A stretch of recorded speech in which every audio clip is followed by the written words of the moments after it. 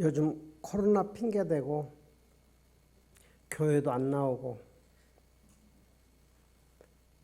그냥 가만히 있어도 이제 죄책감도 안 갖는 그런 때가 됐습니다. 그래서 목사님들 고민이 커졌죠. 근데 또 어떤 교회는 앉는 자리가 부족해서 못 들어가니까 밖에서라도 줄을 서서 예배를 드리겠다고 그 밖에다가 마이크 장치를 했는데 마이크 장치가 안 된 데서라도 서서 예배 시간에 와서 끝날 때까지 서 있는 그런 교회도 있습니다. 우리 피가 깨끗해야 우리가 면역이 생겼고 그리고 어떤 바이러스가 침투해도 이겨낼 수 있는 건강함이 있듯이 우리의 믿음의 피가 깨끗하면 모든 것을 다 이겨낼 수가 있습니다. 주민교회가 앞으로는 대변화가 옵니다. 이제는 대변혁이 옵니다. 어떻게 보면 개벽 세상이 온다고 보는 겁니다. 이 바이러스 하나 가지고도 지금 세계적 지도자들, 일본뿐 아니라 미국 대통령을 비롯해서 그 지도자들을 바이러스가 갈아치우고 있습니다. 아마 이 바이러스가 큰 종교단체들도 몰락시키는 그런 결과를 가져올 수 있다. 그렇게 봅니다. 그러려면 살아남는 건 뭐냐? 피가 깨끗한 사람만이 살아남는 것 같이 교회도 참 믿음으로 구성된 신자들이 있는 공동체만이 살아남습니다. 그래서 인간이 생존을 위해서 아주 필수적인 공통점은 숨을 쉬어야 합니다. 그리고 잠을 자야 합니다. 그리고 밥을 먹어야 사는 겁니다. 그래서 밥을 먹어야 사람이 생명을 유지하고 살고 건강을 회복하고 면역도 키우듯이 우리는 밥 만들고 먹는 문화를 통해서 우리들의 삶을 조성해 왔습니다. 흔히 우리 목회자들 경우 밥 먹는 것을 소홀히 취급하는 그런 성향을 보여왔던 것, 저도 그렇습니다만 참 부끄럽고 죄송스럽습니다. 밥 먹는 것이 얼마나 소중한 일인지 저희 어머니 한명숙 원사님은 저를 만나면 제일 먼저 질문이 밥 먹었냐를 묻습니다. 사실은 오늘 한 권사님이 내일 다른 데로 옮깁니다. 요양병원으로. 그러면 요양병원을 옮기게 되면 가족도 면회가 안 됩니다. 그래서 옮기기 전에 마지막이 될지도 모른다 싶어서 오늘 휠체어에다가 태우고 와서 여기서 예배를 드리고 마지막 아들이 설교하는 것도 한번 보시고 그리고 다른 데로 가셨으면 좋겠다라는 제 소박한 꿈이 있었습니다. 근데 병원 의사가 절대 안 된다. 그 병원 가서 바이러스 검사 하루 동안 하고 격리실에 있다가 가니까 괜찮지 않냐. 그것도 안 된다. 여기 와서 바이러스 묻혀서 병원에 옮기니까 안 된다. 해서 못 오시고 말았습니다. 그래서 저는 우리 주민교회가 했던 많은 일이 있습니다. 제게 사진이 많이 있는데 언제 그 사진을 좀 함께 좀 같이 볼 수 있는 시간을 가졌으면 좋겠다, 그런 생각이 들고요. 주민교회가 한 일 중에 하나가 뭐냐? 밥을 잘 먹었습니다. 밥을 참 맛있게 먹었습니다. 얼마나 교회 와서 밥이 맛있으면 목사님 설교는 지루하고 재미가 없는데 밥이 맛있어서 밥 먹으러 교회 온다 사람도 있을 정도로.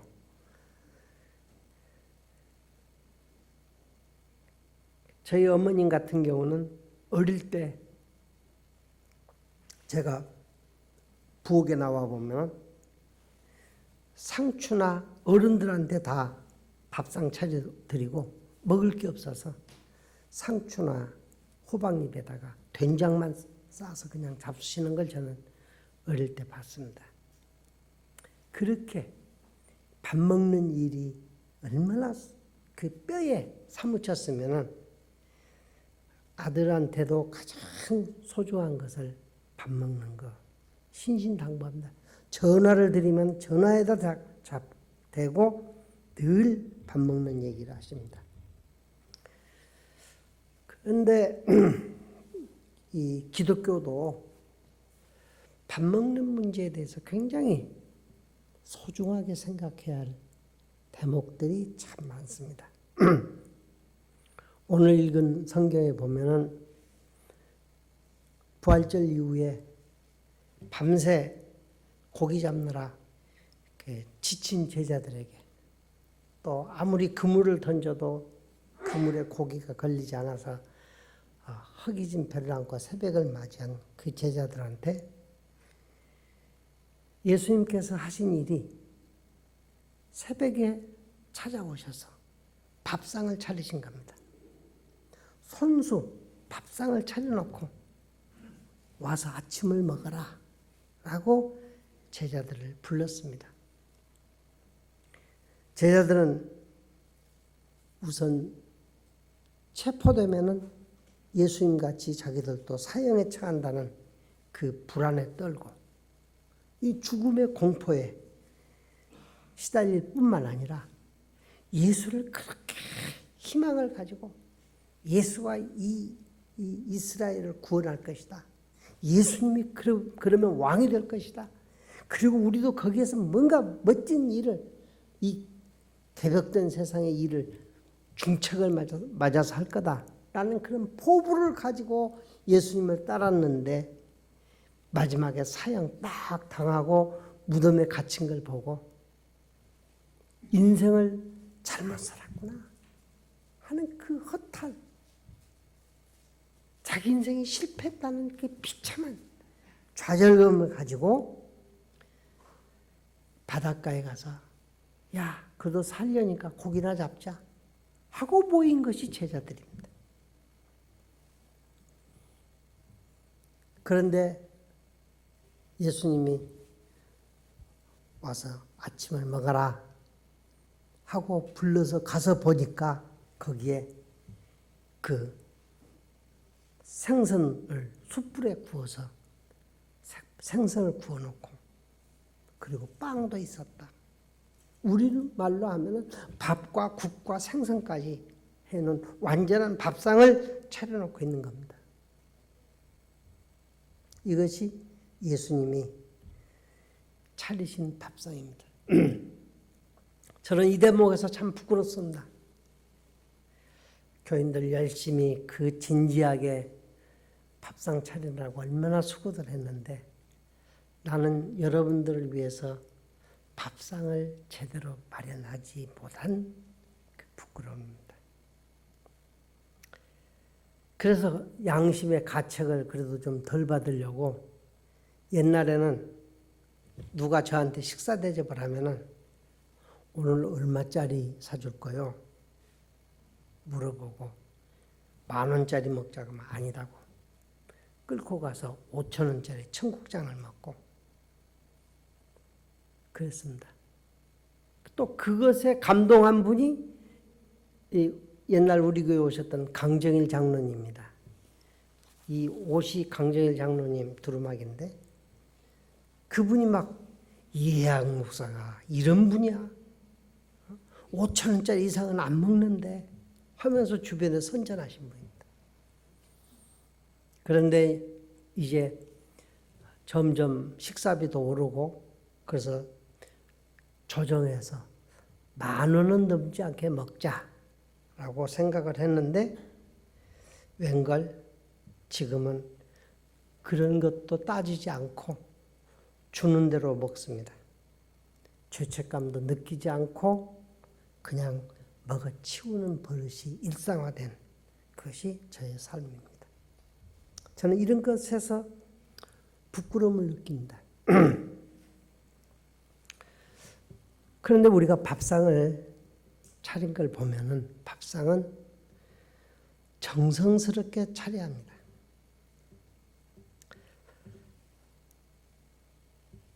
밥상은 화려하고 어벌쩍하면은 그게 좋지 않습니다. 우선 밥을 대접하는 분이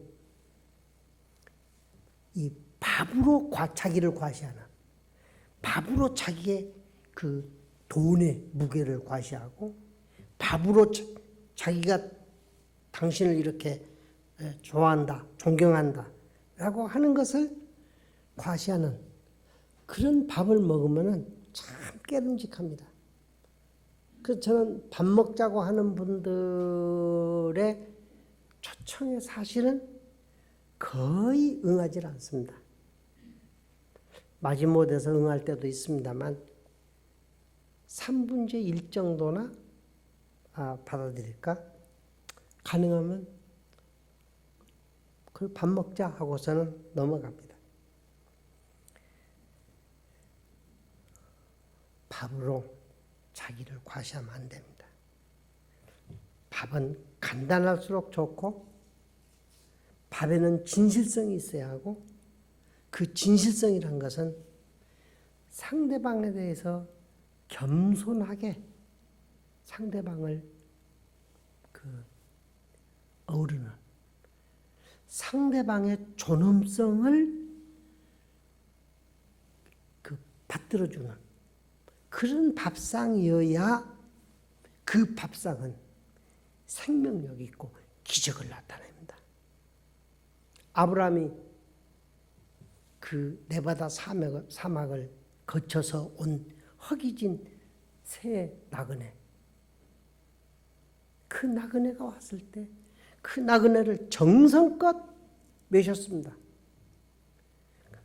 물을 줘서 발을 씻게 하고 물을 마시게 하고 그리고 밥을 해서 바쳤습니다.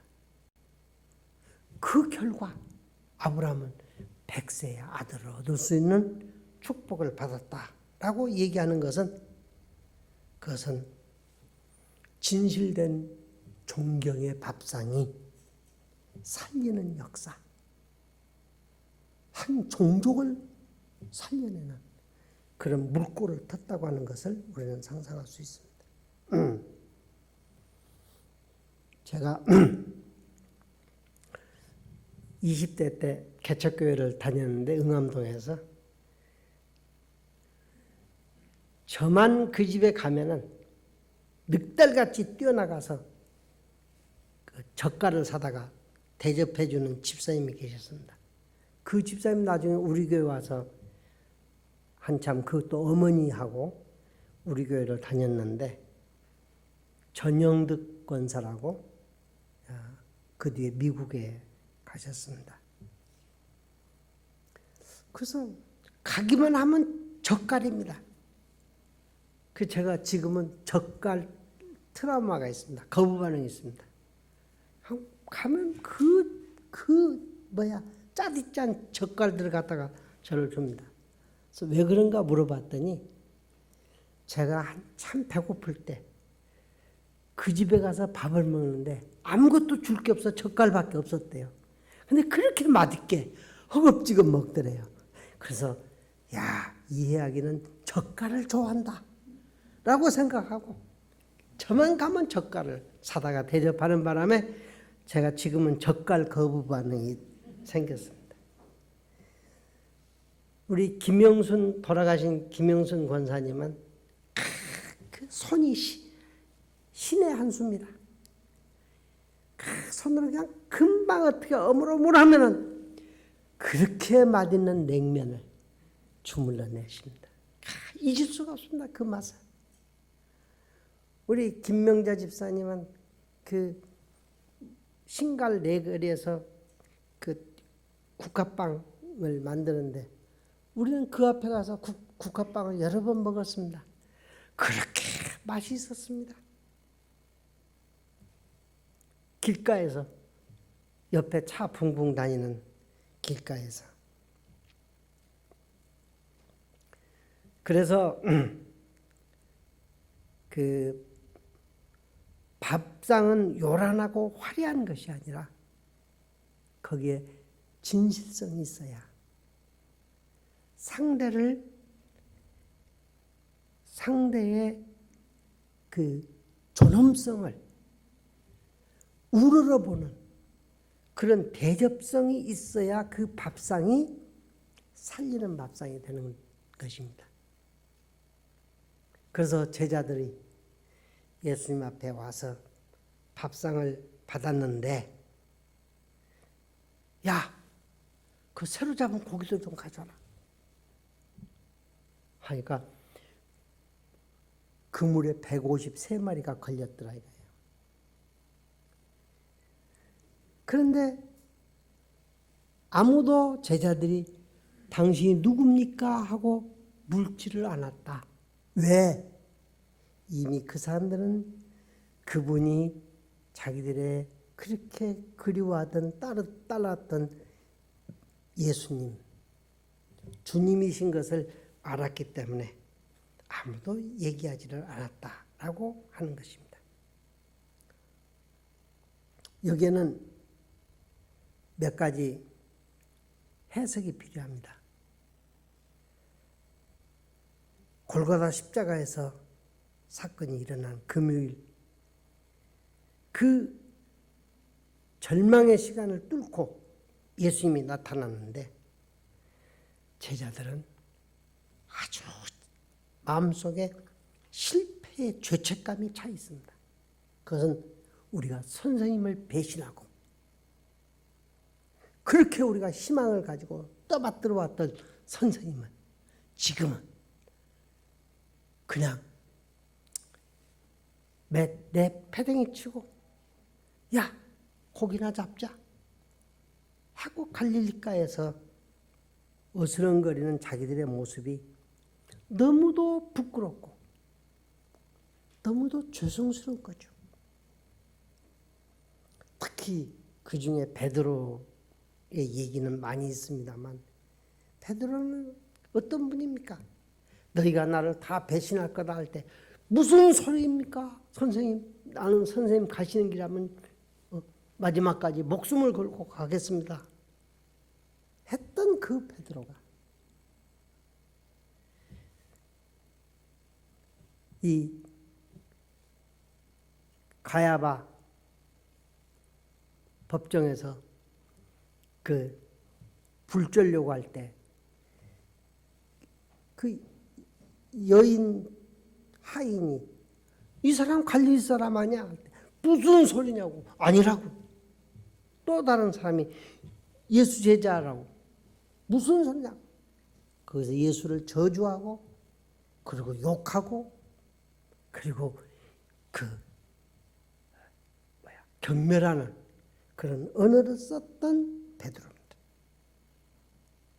그럴 때 닭이 우니까 베드로는 그때서 네가 닭 울기 전에 나를 3번 배신할 것이다 라고 하는 그 말씀이 생각이 나서 밖에 나가서 꺼이꺼이 통곡을 하며 울었다고 하는 그 베드로.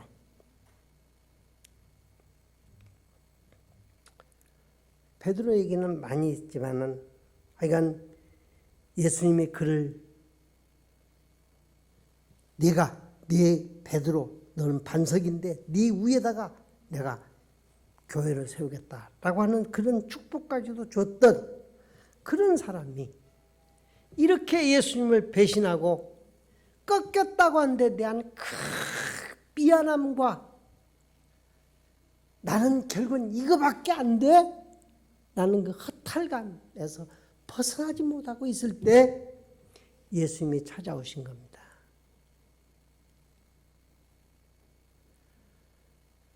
예수님도 당신이 누굽니까? 라고 묻지도 않았지만 제자들도 선생님 죄송합니다 하는 소리도 못했습니다. 그냥 밥만 먹었습니다. 밥만 먹었습니다. 밥만 먹었습니다. 그런데 그 자리에서 이 제자들 속에 가졌던 그 엉어리가 풀렸습니다. 왜? 예수님은 높고 낮은 것을 구분하지 않는 분, 선과 악을 구분하지 않는 분,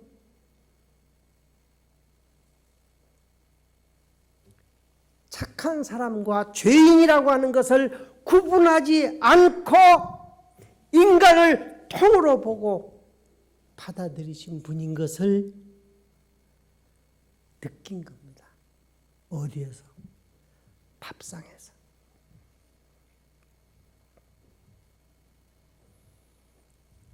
그래서 우리는 이 밥상이 주는 기적은 여러 가지죠. 엠마오로 가던 제자들이 하루 종일 어떤 사람하고 얘기를 하며 예수라고 하는 사람이 그렇게 훌륭했는데 죽었다고 하는 얘기를 하면서 갔는데 그분이 누군 줄을 몰랐습니다. 식당에 들어가서 밥을 먹으면서 예수님으로 보였습니다. 밥상은 몰랐던 사람의 진실을 발견하는 자리. 밥상은 상대의 존재의 가치를 발견하는 자리입니다. 그래서 우리는 밥상을 대할 때 가장 중요한 것은 이 사람하고 밥 먹어서 무슨 문제 해결하고 그리고 이 사람하고 어떤 거래를 타야겠다 하는 기술로 대하지 말고 그분의 존엄성과 그분의 인격을 대하는 자리가 되어야 합니다. 그 다음에 그 사람의 과거로 보지 말고 오히려 그 사람이 해야 할 미래로 상대를 봐야 합니다. 그리고 중요한 것은 내 시각으로, 내 좁은 가치관으로 그 사람을 판단하고 그림 그리지 말고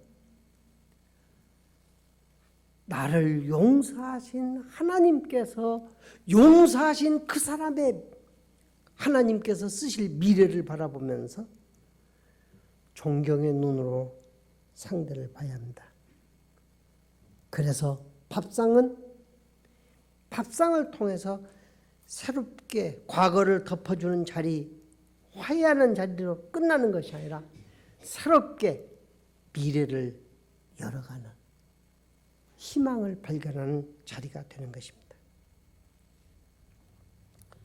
그래서 밥상을 차린 사람들은 많은 변화를 일으켰습니다. 삭개오는 예수님을 자기 집에 초청해서 밥상을 차려놓고 거기서 고백합니다. 선생님, 내가 내 재산의 절반을 나누어서 가난한 사람에게 베풀겠습니다. 나누겠습니다. 내가 만일 토색질한 것에 4배를 갚아주겠습니다. 하는 고백을 합니다. 이건 중요한 고백입니다. 우리 과거에 그 예수를 접한 사람들은 뭐 여운형을 비롯해서 많은 분들이 자기 집의 모든 부를 하인들한테 다 나눠줬습니다. 이연필 선생의 선생님이신 이세종 선생이 또 자기 집에 그 많은 재산을 다 하인들한테 나눠줬습니다. 예수를 믿고 변화된 삶을 구체적으로 실천한 단계가 자기 경제적인 문제에 대한 조정입니다. 지금은 그렇지 않아요. 예수를 믿으면 자기 가지고 있는 이 부에 더 많은 부를, 몇십 배의 부를 기대하면서 예수를 믿어요. 그리고 그렇게 기도해요.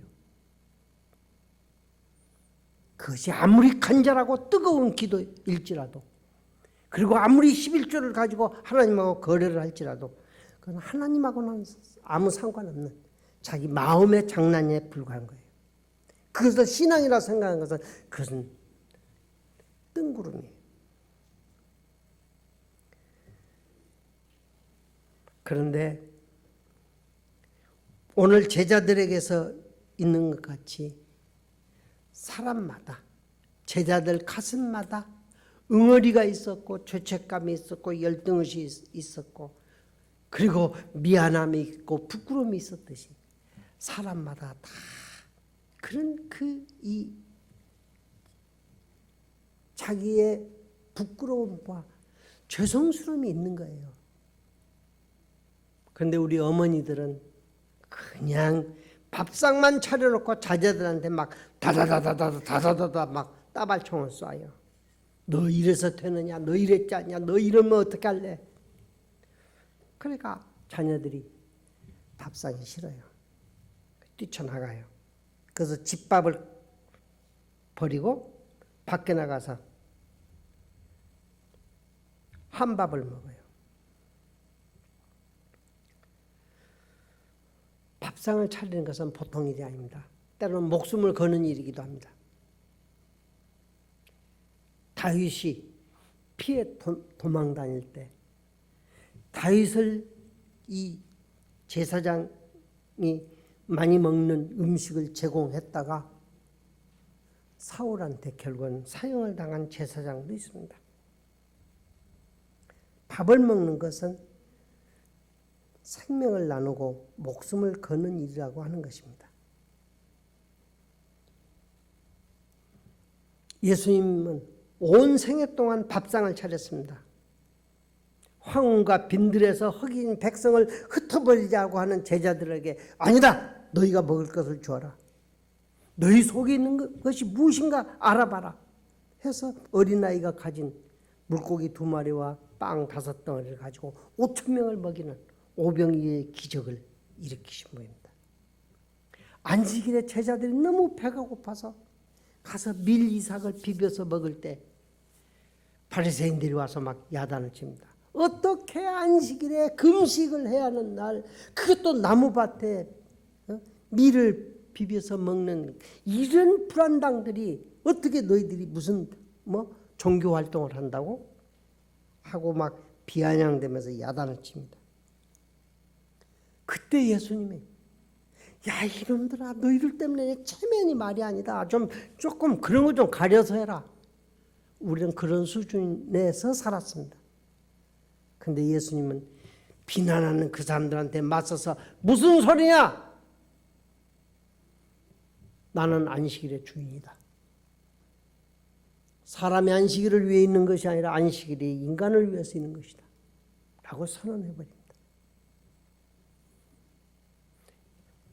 배고픈 제자들, 굶주리는 허기진 제자들의 그 배고픔을 채우기 위한 몸부림을 옹호해주고 전혀 다른 차원으로 막아주는 예수님.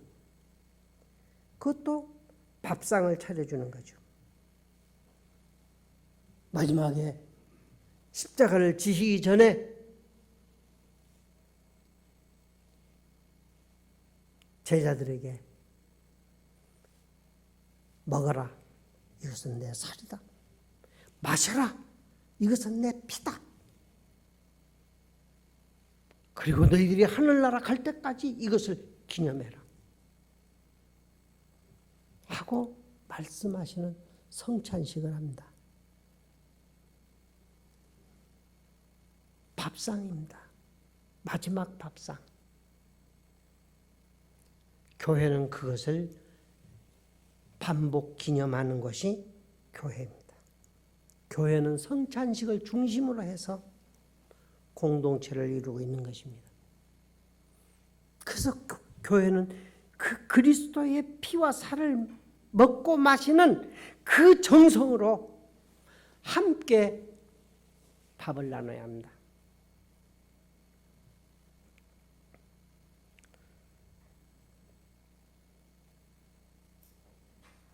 밥을 같이 나누는 사람만이 운명을 같이 할 수 있습니다. 그렇기 때문에 신앙의 마지막 답은 초대교회 교인들이 했던 공동체입니다. 생명 공동체만이 우리를 구원시켜 나가는 것이다 하는 겁니다.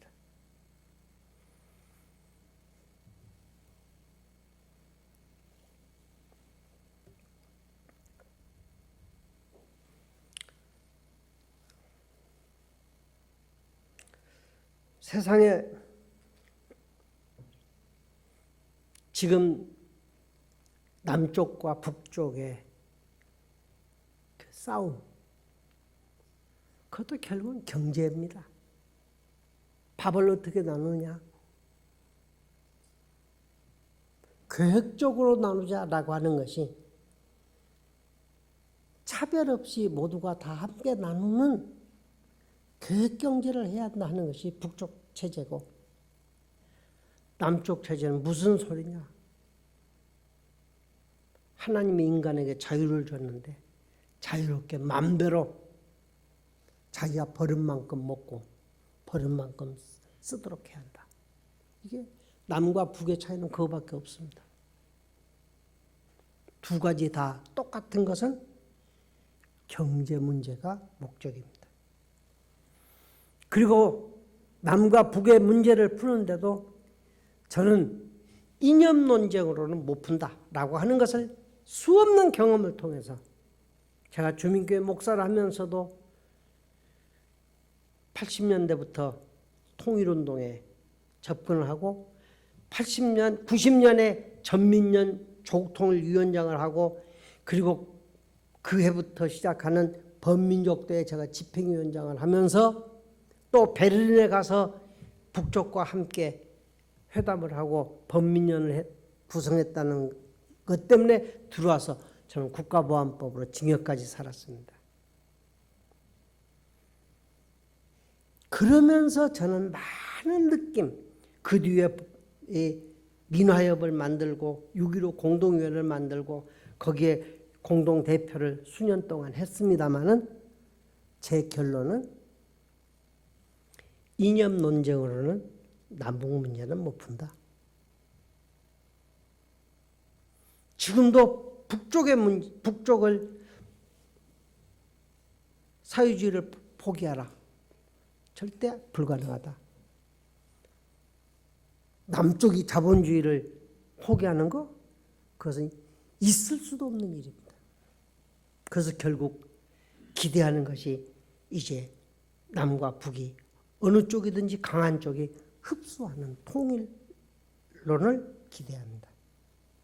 그러나 그 통일론도 결국은 가장 이상적으로 통일했다고 하는 예멘이 이젠 갈등 속에서 내전으로 들어갔습니다. 우리나라는 저쪽 그 중동 지역의 내전하고는 다릅니다. 중동 지역 그 빨간벗은 사막과 그 살림이 없는 곳에서 내전은 그래도 내전들을 하고 있는데, 우리나라는 살림이 그 남북이 빽빽한 데서 내전이 일어나면 거기에다 남과 북이 온갖 무기로 그것도 참여한 무기들로 무장한 이 나라에서 내전이 생기면은 그 비참함, 치열함은 어쩌면 핵무기로 다 한꺼번에 없어지는 것보다 더 비참할지도 모릅니다. 그렇기 때문에 우리는 이 이념 논쟁 이것을 해결하는데 그것으로는 안 된다. 저는 요즘 그렇게 생각합니다. 그래서 밥을 나누는 일로 시작해야 한다. 세상의 어려운 일은 모두 쉬운 일에서 비롯되고 세상의 큰 일은 반드시 작은 일에서 비롯됐다. 그러므로 어려운 일을 해내려면 쉽게 시작해야 하고 큰 일을 이루려고 하면은 작은 데서 시작해야 한다라고 하는 노자의 말씀같이 저는 작은 일에서 나에게서부터 시작하자 하는 좀 감상적인 그 통일론도 얘기합니다. 제가 어제 서산에 가서 그런 통일론을 얘기하고 왔습니다. 그것에 대한 발상이 여러분한테 언젠가도 얘기했습니다만 2004년 3월 12일 노무현 대통령이 탄핵되는 날 저는 장학재단 이사로서 이사회를 하고 있을 때 그 통보를 받습니다. 근데 순간적으로 제 뇌리에 이 책임이 나한테 있다. 이렇게 역사가 거꾸로 가려고 하는 것, 이 책임이 나한테 있다. 내가 참회에 단식을 해야겠다 하고 돌아와서 주민교회 한쪽에다가 가마니를 깔고 그리고 단식을 시작했습니다. 어느 날 이렇게 산을 돌아서 이 소나무 숲을 나오니까 앞이 쫙 열리는데 다랑이 논이 쭉 있습니다. 그리고는 저 평야가 보이는데 그 논밭이 전부 메말라서 쫙쫙 갈라져 아무것도 거기에 자라지 않고 있습니다. 이거 어떻게 물이 있어야지 농사를 짓잖아 하고 제가 막 갈급해가지고 물을 찾느라고 두리번 하다가 옆에 무슨 바위가 하나 있길래 그것을 그냥 들어 올렸습니다. 내 힘으로 들어 올릴 바위가 아닙니다. 그런데도 다른 방법이 없으니까 나는 그냥 용심을 쓰고서는 밀어 제쳤더니 바위가 움찔하면서 움직이는데 거기서 폭포가 터져가지고 삽시간에 위에서부터 다랑이 논을 다 채우고 저 밑에 있는 논밭이 다 물이 철렁철렁하는 물된 동산이 되는 꿈을 꿨습니다. 딱 끄고 보니까 단식 나흘째 새벽 4시였습니다. 어디를 갔다가 외출했다 돌아왔습니다.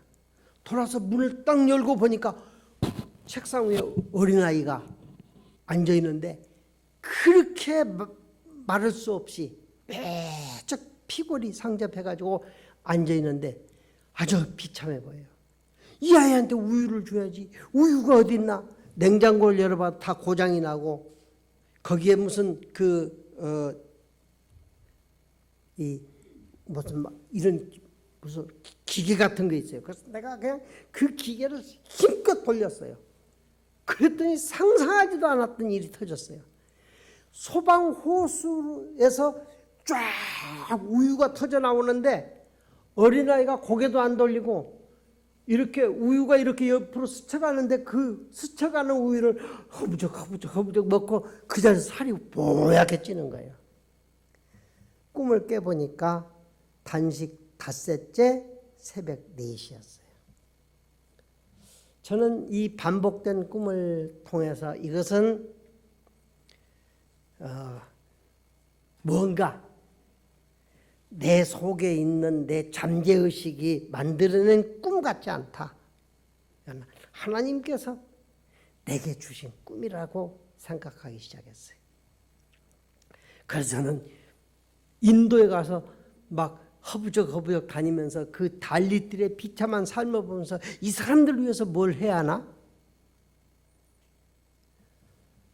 하는 생각도 했습니다마는 저는 이제 감상적인 비난을 무릅쓰고 꿈쟁이로 살고 싶어서 2007년부터 만들었던 그 법인체를 하나 수리해 가지고 지금은 2008년에 만든 통일부의 법인체를 가지고 북한 사람들을 먹여 살리자.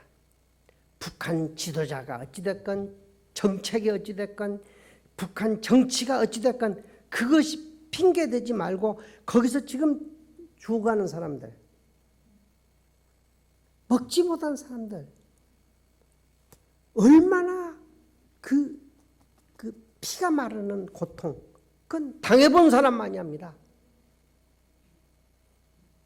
저는 4살 정도 됐을 거예요. 밤중에 일어나서 밥 줘! 쌀밥 줘! 하고 고함을 질렀습니다. 집안 식구 다 일어나서 막 저를 협박하고 야단을 쳤지만 끝까지 저는 막 고함을 질렀더니 저는 밥이 나오리라 생각하지 않고 했습니다. 그랬더니 이러다 애 죽겠다 하고선 말과 되를 엎어놓고 천정에 달하는 씨나락을 꺼내서 도구대로 쪄서 그래서 투가리에다가 화롯불에 보글보글 끓여서 쌀밥을 해줬습니다. 그 쌀밥 냄새가 지금도 잃어버릴 수가 없습니다. 저는 그런 가정이 있었고 그런 저를 보호해주는 제 말을 들어주는 그런 가족 어른들이 있어서 다행히 오늘까지 이 목숨을 부지하고 있습니다만 그러지 못하고 최근에 제가 들은 얘기입니다. 아주 중요한 통로로 들은 얘기. 한 사람 앞에 20알의 옥수수 20알을 하루 양식으로 주었다는 겁니다. 어떻게 살겠습니까? 청소년들이 남쪽보다 15cm가 키가 적습니다. 북쪽에 가서 보면은 평양에 사는 몇 사람들 외에는 다 삐쩍 말라가지고 일을 합니다.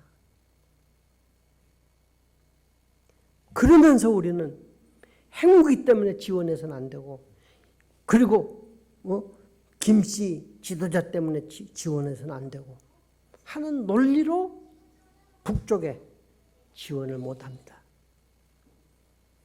저는 이제는 북쪽에 어묵 공장을 만들어서 북쪽에서 생산되는 자보를 가지고 거기서 어묵을 만들어서 북쪽 주민들한테 나눠주는, 그래서 함께 사는, 그리고 언젠가는 정치가 다 바뀌고 남쪽의 이 자본주의라고 하는 것에 그냥 이 배 터지게 타락하고 썩어가는 이 체제도 반성을 하고 북쪽의 소위 독재 정치에 시달리는 것도 다 바뀌어질 때 북쪽의 백성들은 살려야지 않나. 그래서 저는 주기도문을 합니다. 오늘날 우리에게 일용할 양식을 주옵소서. 주님께서 가르치신 기도, 이 기도를 정직하게 해 나가기 위해서 저는 이 일을 돕는 사람들과 이 일에 함께 하고자 하는 사람들을 만나고 그리고 결속시키고 그렇게 요즘 살아가고 있습니다. 왜 합니까?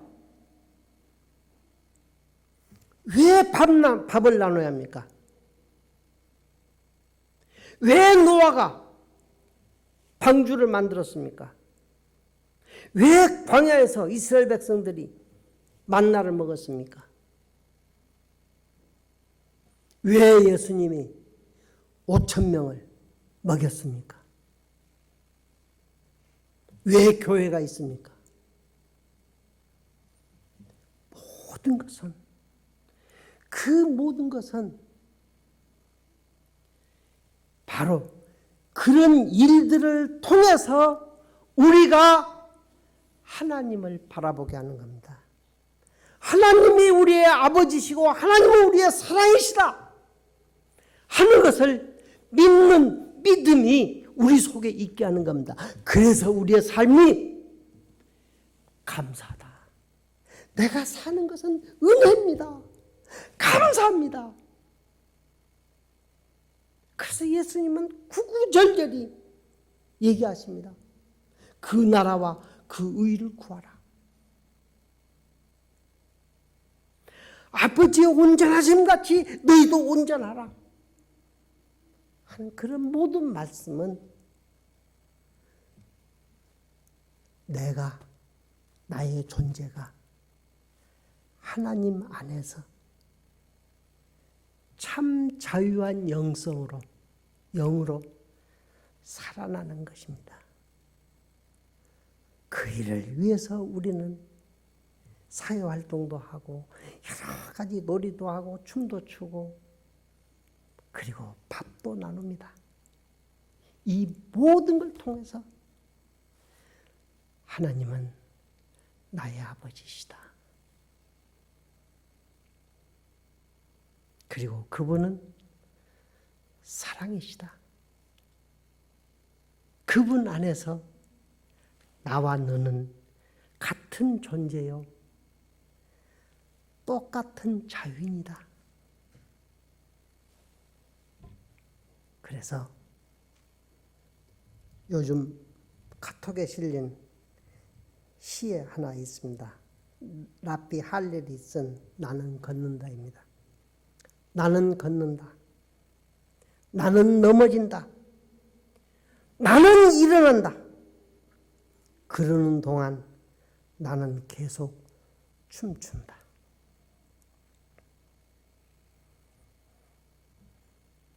우리 살다 보면은 밥을 짓다 보면은 태울 때도 있고 설 때도 있고 잘못을 저지를 때도 있습니다. 우리는 삶에서 많은 실수와 잘못도 합니다. 그 잘못의 실수에 우리가 머무르고 거기에 빠지지 말고 다시 일어나서 예수님의 차린 밥상을 받읍시다. 다시 일어나서 우리도 밥상을 차립시다. 나만의 밥상이 아니라 함께 나눌 수 있는 밥상을 차립시다. 주민교회는 참 맛있는 밥상을 차려온 전통이 있습니다. 더 맛있게 더 많은 사람이 어울릴 수 있고 살릴 수 있는 밥상을 차리시는 여러분 되시기를 그리스도 이름으로 축원합니다.